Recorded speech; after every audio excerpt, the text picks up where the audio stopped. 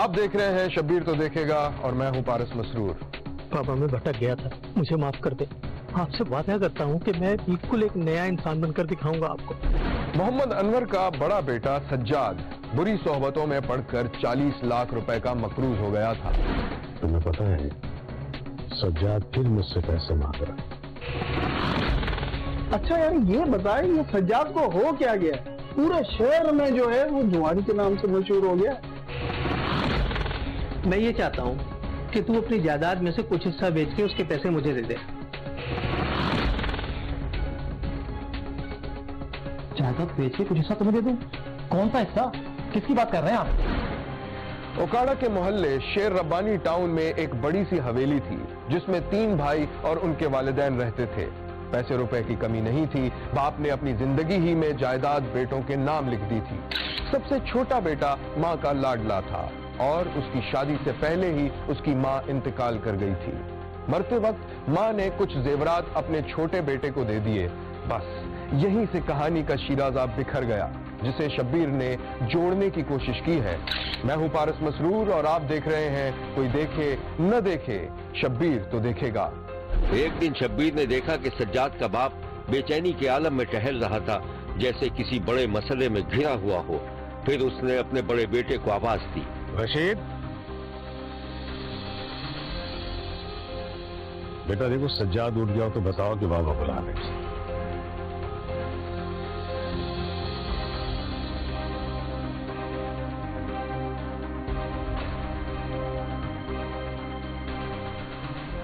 थोड़ी देर में सज्जाद सर झुकाए हुए बाप की तरफ आता दिखाई दिया।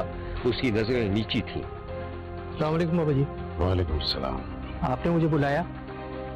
हाँ बेटा, वो तुम्हारे मसले का हल निकल आया है और पैसे का बंदोबस्त हो गया है। तुम अपने कर्ज खाओं को दे देना।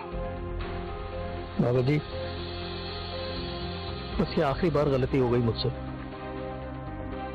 मैं आपसे नजरें भी नहीं मिला पा रहा।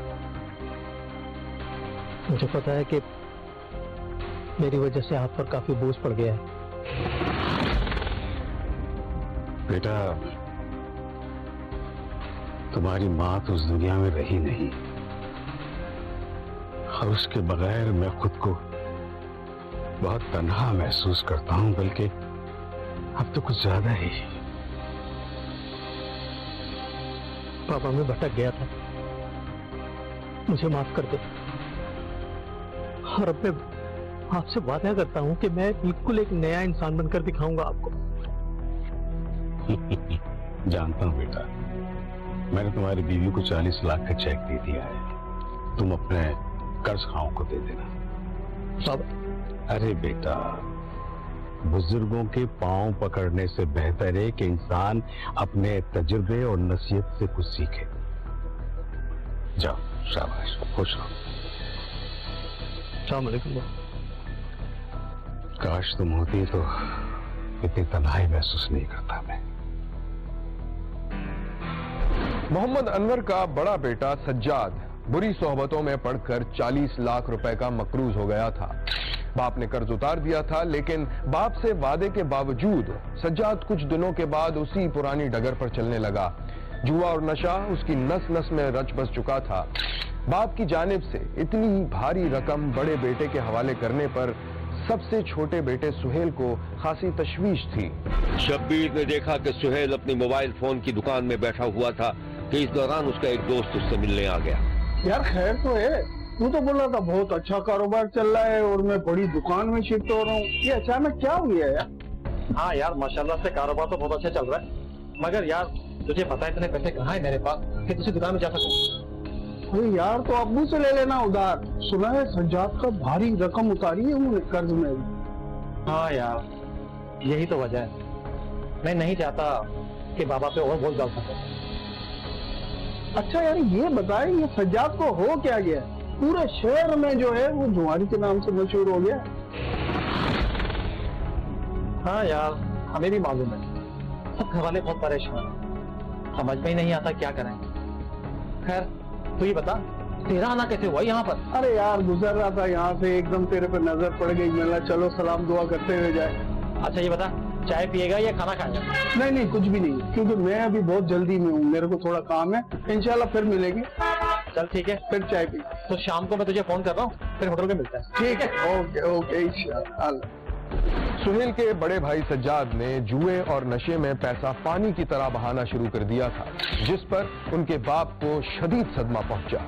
एक दिन शब्बीर ने देखा कि सज्जाद और सुहेल के वालिद खासे उदास थे। बहू खामोशी से चाय रखकर जाने लगी तो उसे कुछ महसूस हुआ। वो फौरन पलटकर अपने ससुर की तरफ आई। अस्सलाम वालेकुम बाबूजी। वालेकुम अस्सलाम बेटा। ये रही आपकी चाय। शुक्रिया बेटा। बाबूजी आपकी तबीयत तो ठीक है ना? डॉक्टर को बुलाऊं? नहीं नहीं बेटा, मैं बिल्कुल ठीक हूँ, तुम जाओ। ठीक है। हाँ बेटा, मेरी बात सुन, बैठो। सब ठीक तो है बाबूजी? बेटा मैं अब उम्र के आखिरी हिस्से में हूँ और मैंने बहुत कोशिश की है तुम सबको जोड़ के रखूं, लेकिन मुझे लगता है कि मेरे मरने के बाद भी ऐसा नहीं होगा। मगर बाबूजी आप ऐसी बातें क्यों कर रहे हैं? हम हमेशा साथ रहेंगे, आप बिल्कुल परेशान मत हो। तुम्हें पता है सज्जाद फिर मुझसे पैसे मांग रहा। लेकिन अभी तो आपने उनका सारा कर्ज चुका दिया था, फिर से पैसे? हाँ मैंने तो दे दिए थे, लेकिन शायद उसने खर्च कर दिए। तुम्हें नहीं बताया उसने? मुझे तो वो कुछ भी नहीं बताते।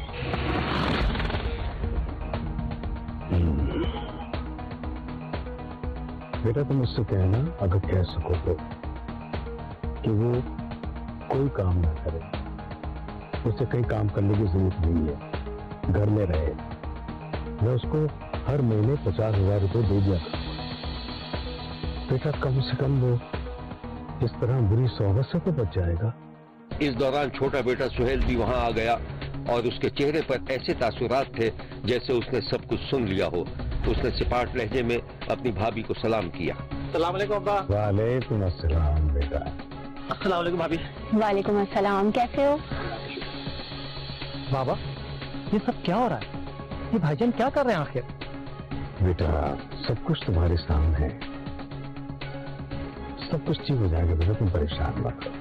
बाबा आपने भाईजान को तो 40 लाख रुपए दे दिए, ना जाने उन्होंने कहाँ उड़ा दिए। मैंने तो सिर्फ अपनी दुकान बढ़ाने के लिए आपसे 10-12 लाख रुपए मांगे थे, वो भी मुझे नहीं मिला। बेटा मेरा लाडला बेटा, हाँ मैं कुछ करूंगा तुम्हारे लिए, तुम परेशान मत हो। अरे नहीं बाबा, मैंने इसे थोड़ी बोला था, वो तो बस मेरे जहन में बात आ गई, मैंने आपसे शेयर कर ली। सुहेल ठीक कह रहे हैं बाबूजी। सुहेल मैं तुमसे माफी मांगती हूँ तुम्हारे भाई की तरफ से। अरे नहीं नहीं भाभी, आप क्यों माफी मांगेंगी? बाबाजी बहुत ही अच्छा है, बिल्कुल मेरे छोटे भाइयों की तरह। तुम्हें पता है हमने तुम्हारे लिए कुछ देखा है।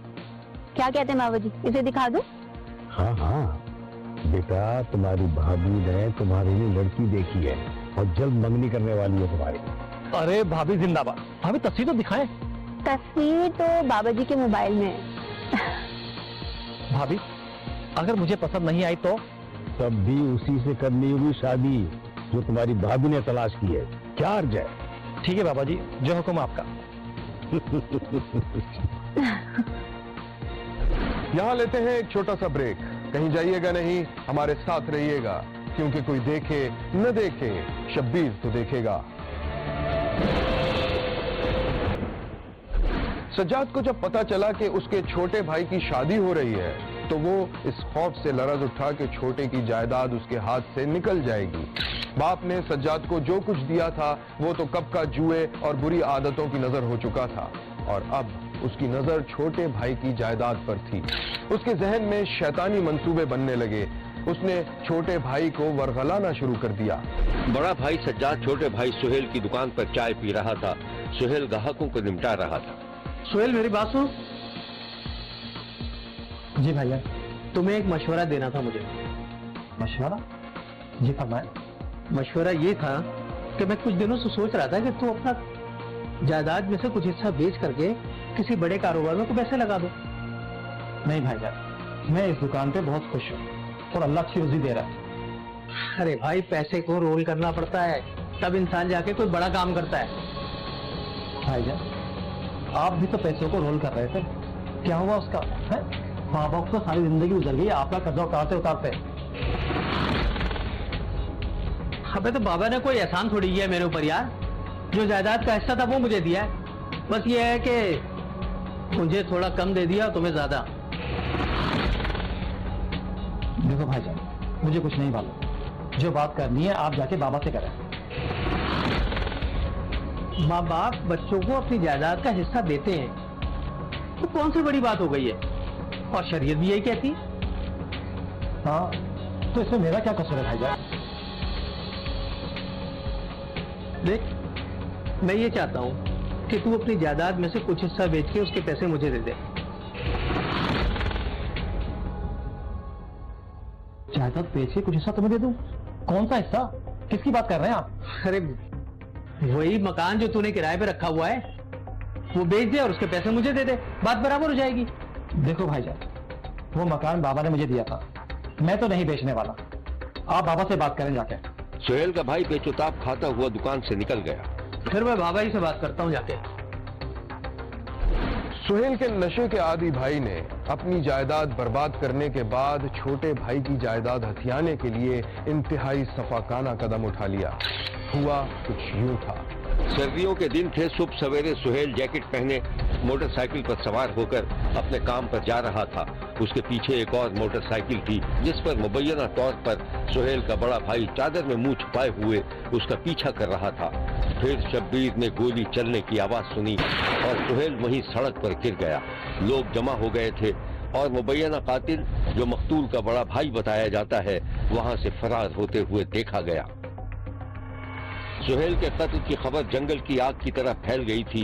कातिल खुद लाश पर बैंड करता नजर आ रहा था। पुलिस ने तफ्तीश की तो मामला खुलकर सामने आ गया और छोटे भाई का मुबैना कातिल सज्जाद गिरफ्तार कर लिया गया। ये है वो मनाजिर।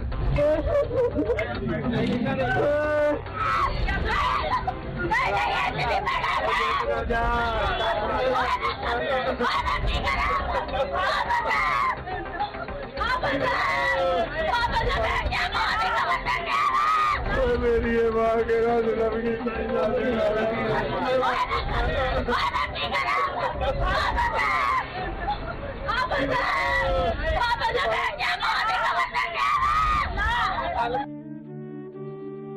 सुहेल के कत्ल के बाद शब्बीर ने इंतहाई दिलसोज मनाजिर देखे जिनका तहरीर में लाना मुश्किल है। ये है मुल्जिम का बयान। घरेलू रंजिश थी बस, लेन देन के मामले में था जी। बहुत ज्यादा साहस हो रहा है, बहुत बड़ी गलती की है। बस उसने गाली दे दी मुझे, गाली पे मैंने बर्दाश्त नहीं हो सका, गुस्से पे काबू नहीं पा सका। बस मैं अपने अल्लाह से माफी मांगना चाहता हूँ। और ये है कातिल के तीसरे भाई की गुफ्तगू। शादीशुदा नहीं था, बड़े भाई ने जुल्म किया है। इसकी 4-5 दिन बाद एंगेजमेंट थी। हम मकान बना रहे हैं, वो आप देख भी सकते हैं। सारों ने मौका देखा है वहाँ पे घर आके। तो जायदाद का जो तनाज़ा था इसका, इसने हमें नहीं बताया, बड़े भाई ने। हमें बताया होता तो हम उसका कोई करते, कोई उसका जिसको दे देते, इसका जो हिस्सा बनता था। लेकिन इसने हमें बताया नहीं है। तो लिहाजा मेरी ये गुजारिश है कि एक तो जिस बंदे से इसने पिस्टल लिया है, उस बंदे का बताया ये कि किससे लिया है इसने पिस्टल। पुलिस ने इस अफसोसनाक वाक़े के बारे में जो कुछ बताया था वो कुछ यूँ है। जब हम इतला पा के मौका पर पहुंचे, मैं और डीएसपी साहब, तो वहाँ पर हमने तफ्तीश जारी रखी कैमरों की मदद से और इसको चेक करते रहे। इसकी हरकत और सकनात जो थी ना काफ़ी मशकूक थी। तो इस बिना पे हमने इसको मज़ीद जो है ना इसको इस पर तफ्तीश की और इसने हमें डाइवर्ट करने की कोशिश की। बेगुनाह लोगों पर ये इल्ज़ाम लगा रहा था कि ये मेरे मकतूल हो सकते हैं। और ये इंतहाई दरिंदगी का मुजाहरा किया है कि अपने सगे भाई को सिर्फ दौलत की लालच में, जायदाद की लालच में, जो कि उसकी वालदा ने मकतूल को कुछ जेवर और कुछ जायदाद उसके नाम की थी, इसने उसको रास्ते से हटाने के लिए कि ये रास्ते से हट जाएगा और जो है ना ये दौलत मेरे पास आ जाएगी। उसमें वजह अनाज जो थी वो ये थी कि भाई के जहन में वैसे ही एक थी कि अगर इसकी शादी हो गई, शादी होने वाली है और शादी हो गई तो ये जो मकान है इसका हिस्सा दूसरे भाई को चला जाएगा। तो उसके जहन में ये ख्याल आया और वो सुबह पीछे उसके चल पड़ा और उसने जाके अपने भाई को मर्डर कर दिया। वालिदैन और दूसरे भाई को जब हमने थोड़ा सा इन्वेस्टिगेट किया तो उन्होंने बताया कि ये कंटिन्यूसली जुए की आदत में पड़ा हुआ था और 30-35 लाख का मकरूज भी था, और जिसकी वजह से इसके ऐसे ख्यालात बने और इसने अपने भाई को मर्डर किया।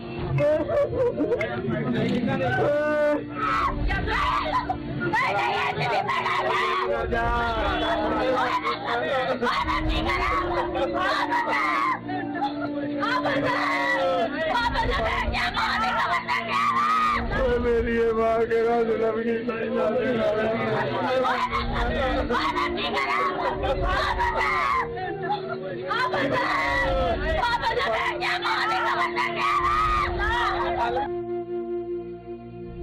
इंतहाई दर्दनाक वाक़े को देखकर शब्बीर का दिल तड़प उठा, खास तौर पर मकतूल की लाश पर बैन और एहतजाज करते हुए मकतूल के अहले खाना को देखकर, जो इतने बड़े सदमे से निढाल हो रहे थे। देखते रहिए, क्योंकि कोई देखे न देखे, शब्बीर तो देखेगा।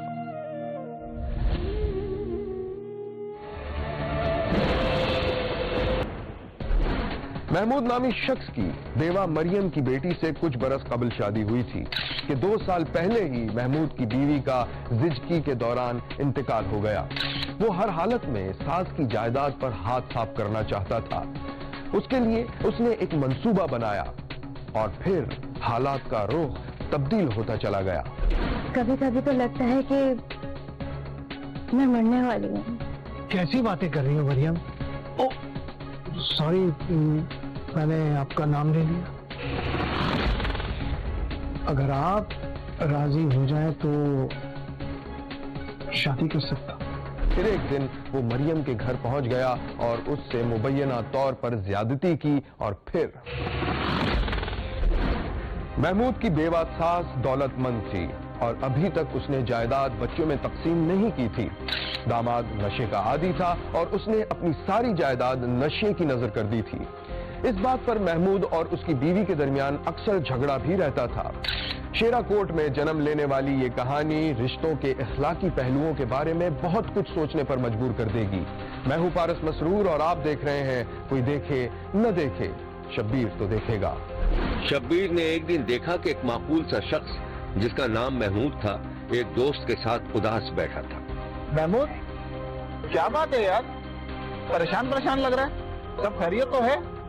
क्या बताऊं यार, सब कुछ हाथ से निकल गया, कुछ भी नहीं बचा। एक दुकान थी, वो भी मैंने बेच दी, पैसे भी खत्म हो गए। तो फिर ये कि मेरी भाभी माँ बनने वाली और मेरे पास एक टूटी कौड़ी भी थी। अरे तो उसमें परेशान होने की कौन सी बात है यार, मुझसे पैसे ले ले, बाद में दे दियो। बड़ी मेहरबानी यार, ये एहसान है तेरा। तो मेरी जो सास है ना, एक नंबर की कंजूस है। मेरी बीवी कई दफा कह चुकी है कि उसके हिस्सा दो, उसे उसका हिस्सा दो, नहीं सुनती ही नहीं। अच्छा, तो सास की जायदाद पे नजर है। मेरी बात सुन, इस दशा से जान छुड़ा, सब कुछ छोड़ दे। देख, मैं भी सेट हो गया हूँ। कह तो तू ठीक रहा है, मगर क्या घर जाओ तो बीवी की चीख चीख चीख चीख। दिमाग को सुकून तो देना है ना, कुछ तो करना है ना, समझा? अच्छा यार, मैं अब चलता हूँ, ठीक है? और हाँ, जरा ध्यान से घर जाना, तूने आज कुछ ज्यादा ही सिगरेटें लगा ली हैं। चाय तो पी ले पहले।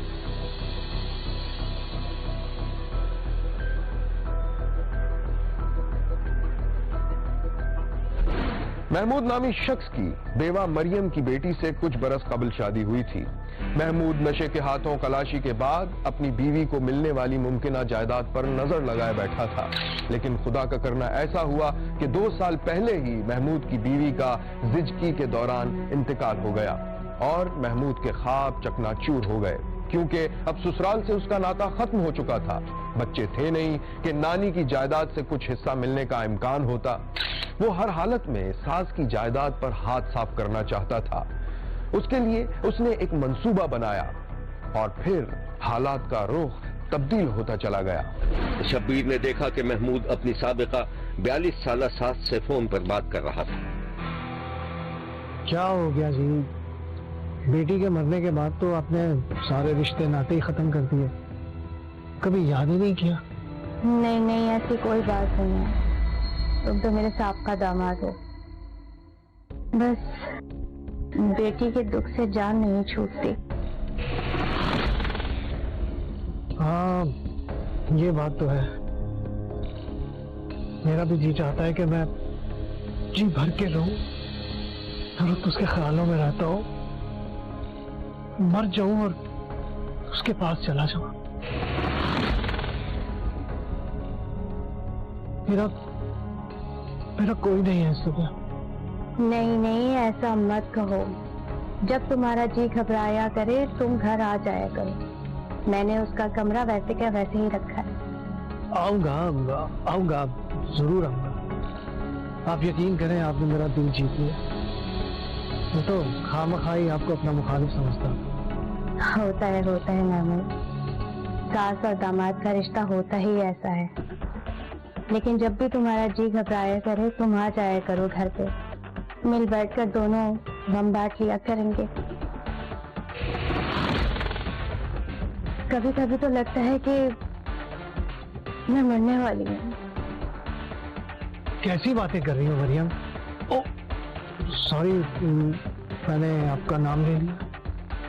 अरे कोई बात नहीं, कोई हर्ज नहीं। देखिए, आपसे गुजारिश है, आप प्लीज ये मरने की बातें मत किया करें। अभी आपकी उम्र ही क्या? बच्चों को आपकी जरूरत।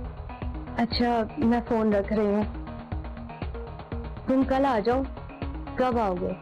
अगर कल आ जाओगे तो फिर मिल बैठ कर बात कर लेंगे, ठीक है? जी ठीक है, मैं आता हूँ। अल्लाह हाफिज।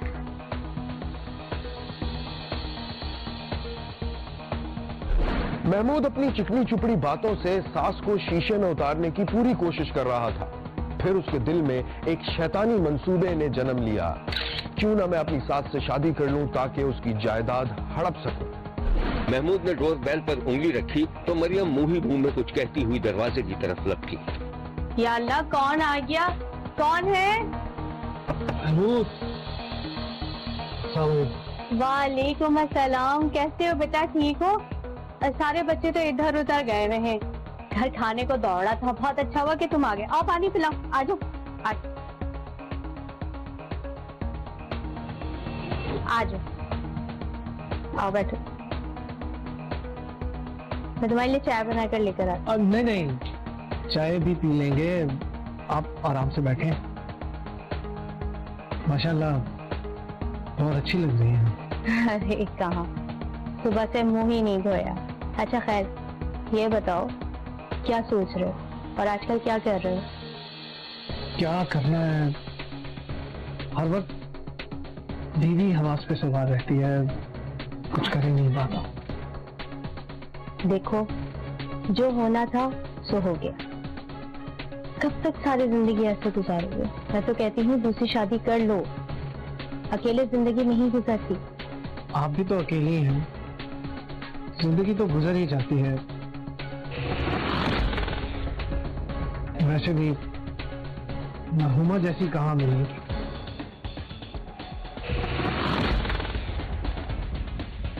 हाँ, अगर आप राजी हो जाए तो शादी कर सकता हूँ।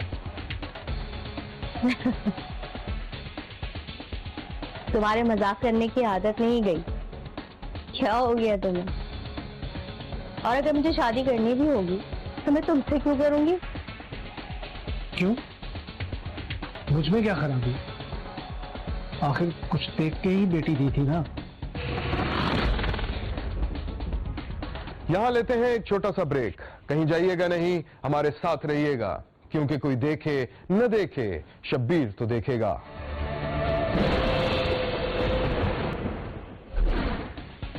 हाँ, अगर आप राजी हो जाए तो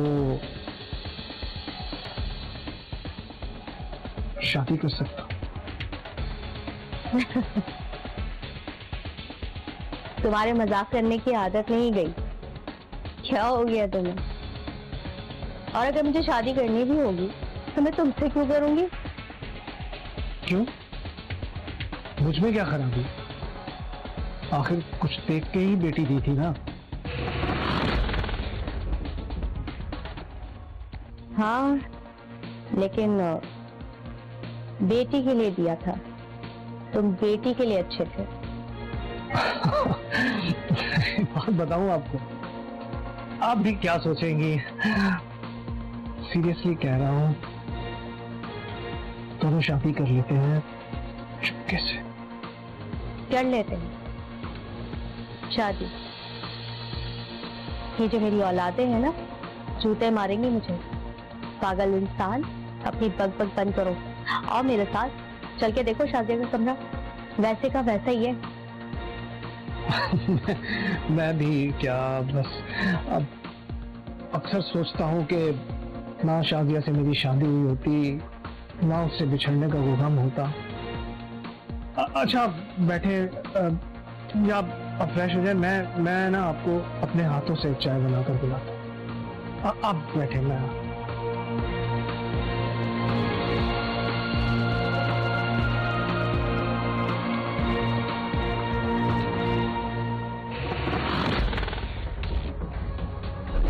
महमूद ने अपनी चिकनी चुपड़ी बातों से साबिका सास से अच्छी हंसी मजाक की दोस्ती गाड़ ली थी और अब महमूद संजीदगी से सोचने लगा था कि जिस दिन वो अपनी साबिका सास को शादी की पेशकश करेगा तो वो कबूल कर लेगी।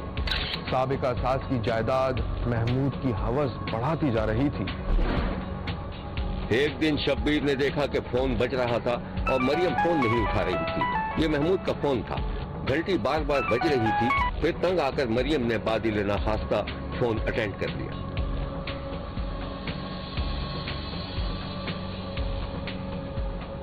क्या हुआ? फोन क्यों नहीं उठा रही थी? तो मैं जरा काम कर रही थी। बोलो, कैसे फोन किया? क्या मतलब कैसे क्या? याद आ रही थी आपकी? महमूद, बुरा नहीं मानना, एक बात कहना चाहती हूँ। बड़ा बेटा उस दिन पूछ रहा था कि महमूद भाई यहाँ क्यों आते हैं। हाँ, तो ये कि तुम यहाँ कम आया करो और कोशिश किया करो कि फोन भी कम किया करो। और वो जो हमारी शादी होने वाली थी वो? क्या बकवास है ये? तुम्हें शर्म नहीं आती? मैंने थोड़ा सा हंसी मजाक कर लिया तो तुमने उसको सीरियस ले लिया है? मैं तुम्हें आखिरी वार्निंग दे रही हूँ, अगर तुमने ये सब बंद नहीं किया तो मैं तुम्हारा आना जाना सब बंद करवा दूंगी इस घर में, समझे? तो अरे आप तो बुरा मान गई। मेरी बात तो सुनो। देखें, जो होता है अच्छे के लिए होता है। आहिस्ता आहिस्ता रिश्ता बन ही जाता है। और मैं सीरियसली कह रहा हूँ कि आप मेरी बात माने और शादी के लिए हाँ कर। अच्छा बस ठीक है, फिर कभी बात होगी। अल्लाह हाफ़िज़। वाह भाई वाह, जब आपका दिल चाहा तो आपने मेरे साथ अच्छा टाइम बिता लिया, और जब मैं उस रिश्ते को कोई नाम देना चाहता हूँ तो आपको बुरा लग गया। देखिए, अगर आपको बुरा लगा है तो मैं माफी चाहता हूँ। मैं आइंदा ऐसी बात नहीं कहूँ, लेकिन खुदा के लिए आप इस ताल्लुक को मत तोड़िए। जैसा चल रहा है वैसे चलने।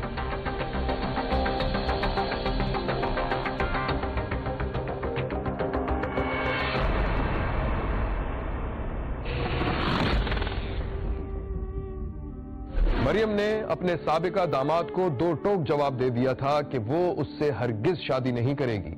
मरियम का इनकार महमूद के ख्वाबों की मौत था और उसे मरियम की जायदाद हाथों से निकलती हुई दिखाई दे रही थी। फिर एक दिन वो मरियम के घर पहुंच गया और उससे मुबैना तौर पर ज्यादती की और फिर पेट्रोल छिड़क कर उसे आग लगा दी। ये मनाजिर जो आप देख रहे हैं इंतहाई दिल दहला देने वाले हैं। कमरे का सारा सामान जल गया था। मरियम को जख्मी हालत में अस्पताल पहुंचा दिया गया था, लेकिन वो 2 दिन बाद चल बसी। अपने निजाई बयान में मरियम ने पुलिस को बताया था कि उसके साबिका दामाद ने मुबैना तौर पर ज्यादती के बाद उसे आग लगा दी थी। मकतूला ने अपने मरने से कबल बयान हॉस्पिटल में दिया और उसने कहा कि मेरा जो साबका दामाद यानी जो मुल्ज़म है महमूद की शादी इसकी बेटी से हुई थी। उसके बाद मरियम से इसकी बेटी की जब वफात होगी तो वो अलहदा हो गई, लेकिन इसके ताल्लुकात कायम हो गए मकतूला के साथ। मकतूला से ये शादी करना चाहता था। उसमें इनका कोई मकान का भी इशू है जिसकी वजह से वो जायदाद के लालच में शादी करना चाहता था। ये सिर्फ मोहब्बत का इशू नहीं था, जायदाद का लालच था। उसके क्योंकि ऑलरेडी 6 बच्चे थे, उसने शादी से इनकार कर दिया। तो बकौल मुदैया के उस शाम ये आया, इसने जबरदस्ती उसके साथ ज्यादती की और ज्यादती करने के बाद इनका झगड़ा हुआ। झगड़े में उसने इसको आग लगा के जलाया और खुद मौके से भाग गया। वो अल्लाह को प्यारी हो गई, जिस पर फिर दफा 302 इजाद हुई और इजाद होने के बाद फिर हमने मुल्ज़िम को हमने गिरफ्तार कर लिया था। गिरफ्तार करके हमने उसको मुकम्मल सबूतों के साथ चालान अदालत कर दिया। पुलिस ने मुल्ज़िम को गिरफ्तार कर लिया था। यह है अपनी सास का मुबैना कातिल। इसके चेहरे को गौर से देख लीजिए, एक खास किस्म की नहूसत और सफाकी टपकती दिखाई दे रही है। ऐन मुमकिन है कि मुल्ज़िम पर लगाए गए इल्जामात गलत हों, लेकिन इसका फैसला अदालत करेगी। घर में मैं थी और वो जो ऊपर रहते हैं वो ऊपर थे।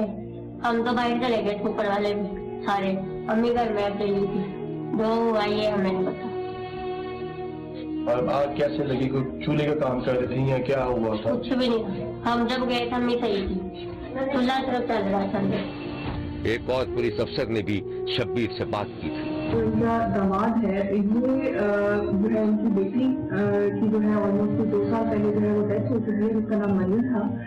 और मरियम जो है उसकी एक नेचुरल डेथ थी और उसके बाद जो है उसका इनके घर में आना जाना भी था और कुछ पैसों के लेन देन के तनाजे के ऊपर कुछ इनका कुछ जो है कुछ पैसों का लेन देन था, जिसकी वजह से जो है और कुछ और भी रीजन की वजह से जो है उसने जो है इनको घुसा के जो है वो और इनके साथ जाती करके इनको जो मार दिया। ये है मुल्जिम की मरहुमा बीवी की तस्वीर। एक दरिंदा सिफत सोच ने इंतहाई बेहुदा जहनियत का मुजाहरा करते हुए न सिर्फ रिश्ते का तकद्दुस पामाल किया बल्कि उसकी जान भी ले ली, सिर्फ और सिर्फ बेवा सास की जायदाद की खातिर। देखते रहिए, क्योंकि कोई देखे न देखे शब्बीर तो देखेगा। यहाँ हमारे प्रोग्राम का वक्त खत्म हुआ। अगले हफ्ते फिर हाजिर होंगे इसी वक्त सिर्फ एक्सप्रेस न्यूज पर। देखना मत भूलिएगा, क्योंकि कोई देखे न देखे शब्बीर तो देखेगा। अगर आप अपने इर्द गिर्द होने वाले किसी गैर मामूली वाक़े से शब्बीर को आगाह करना चाहते हैं तो SMS करें SAB लिखकर स्पेस दें और अपना मैसेज अपने शहर और नाम के साथ 247 पर भेज दें। फैक्स करने के लिए हमारा नंबर है 021-3580-3820। खत लिखने के लिए हमारा पता है 5 expressway of Korangi road, Karachi. Express news Shabbir तो देखेगा।